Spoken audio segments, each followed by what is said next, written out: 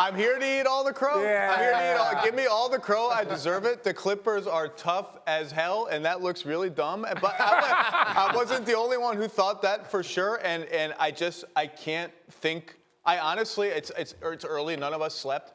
I can't think of a more stunning single game result in my life covering basketball. I can't. I'll give it to you. I slept because I turned it off at halftime. So I was 100% on your point. Okay, let's talk for a minute now, or first and foremost, about the DeMarcus Cousins injury, because they can easily overcome losing one game at home, obviously. But the loss of Cousins, if it is prolonged, how significant in your mind is that for Golden State going forward? It shouldn't be that significant. I know that's going to make me sound like I'm no fun bad guy, but they just won the last 2 championships with these guys without DeMarcus Cousins. Bogut is back. It was interesting to see them give Jordan Bell a shot last night. To me, they can win. I mean, Cousins was minus 17 in game 1. He's been a liability on defense. They can win without him. To me, the interesting question is, how does it affect their rotations? How do they chase who plays with who? Because they had that bench lineup that was one of their lineups that was clicking a little bit. RJ, you earlier this morning you suggested you think it's a bigger deal than that. I think it's a bigger deal because if you look at the one championship they have lost in the last few years, as the postseason progressed, you had injuries to Andre Iguodala, you had injuries to Andrew Bogut. So, yes, instead of having a 95% chance, I think they have an 88% chance. But that still gives other teams a better opportunity. And in a guard-driven league, people have underestimated the productivity of so many talented centers that play across the league. Jokic is going to be all NBA. Cantor was terrific for Portland the other day. Capella is in Houston.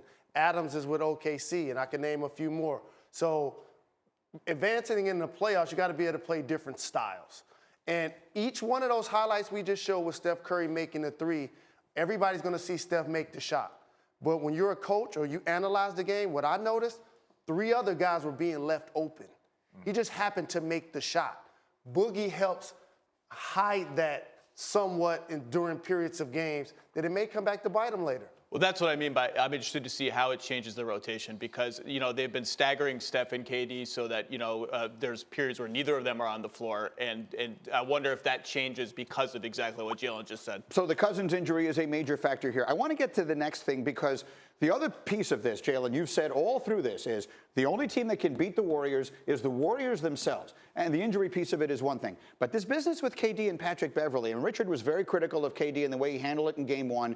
Even again last night, they're getting into it with each other. It causes KD to get some fouls. He fouls out of the game late. What do you make of that storyline here? I agree with Jalen. Just blow by him. Don't get your elbows up in his face. And also, I do think the Warriors sometimes just need to keep it a little simpler. And instead of KD with the ball at the 3-point line with Patrick Beverley on him, just post him up. He's down there all the time. He's post him up against a guy who's a foot taller than him. Just give him the ball. KD emotionally has changed since he became a Golden State Warrior. If you look at the number of texts he got in OKC versus the number of texts, based on the backlash that a lot of people have given him for joining a 73-win team, it's changed his approach.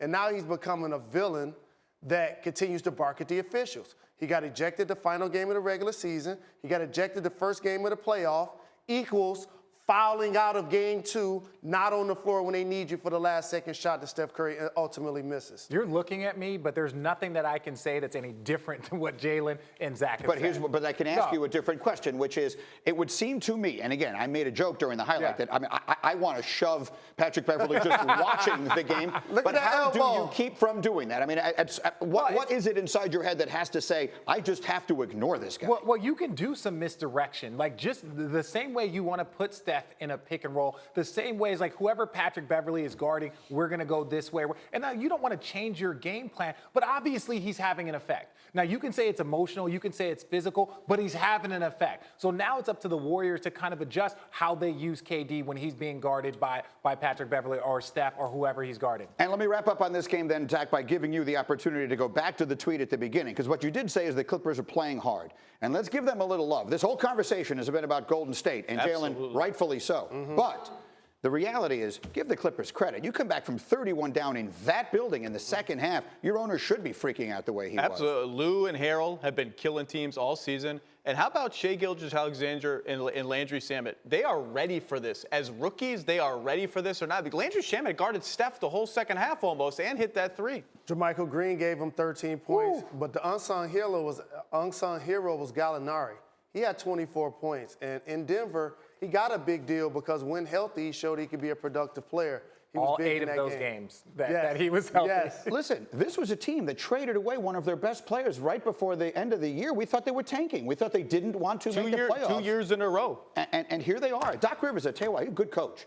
I mean, say what you will about him as an evaluator or a bringer in of talent, whatever the word I'm looking for, accumulator of talent. That guy can coach.